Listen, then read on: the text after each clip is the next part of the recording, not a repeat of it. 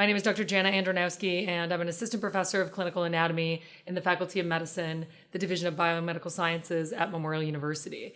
I am also the curriculum content lead for anatomy and the forensic anthropologist for the province of Newfoundland and Labrador with the Office of the Chief Medical Examiner here in St. John's. My lab investigates skeletal biology from microscopic and 3D imaging perspectives and their applications to human health, human anatomy, and forensic anthropology.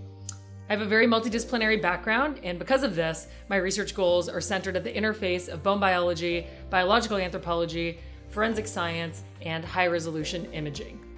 A particular focus of my current research program is to further understand the dynamic relationships between human bone tissue and physiological and nutritional stressors such as hormones, infection, and substance abuse known to affect the bone turnover or bone remodeling process. My lab also specializes in forensic anthropological applications of bone histology and 3D imaging as tools in the process of human identification. Another significant emphasis of my research program is the study of cortical bone remodeling through the imaging of cortical porosity. So these are pores that represent the spaces where vasculature and nerves travel through the bone to supply it with innervation or blood. I use high-resolution imaging for this, such as synchrotron radiation-based microcomputed tomography. I know that's a mouthful.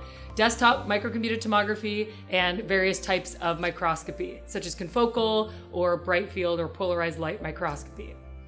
And in studying the variability that we see in cortical porosity, this helps us to better understand age-related changes, disease processes, and responses to substances like drugs and alcohol.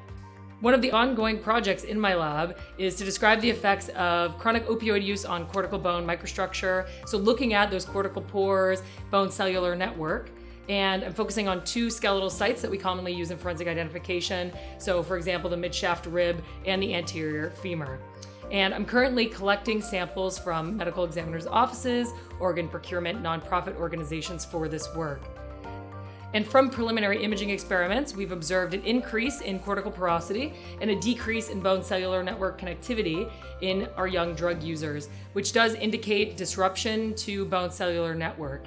And this dysregulation of cellular activity will increase the fragility of bone as well as increase fracture risk for those individuals. So it is considered an additional risk factor for early onset osteoporosis.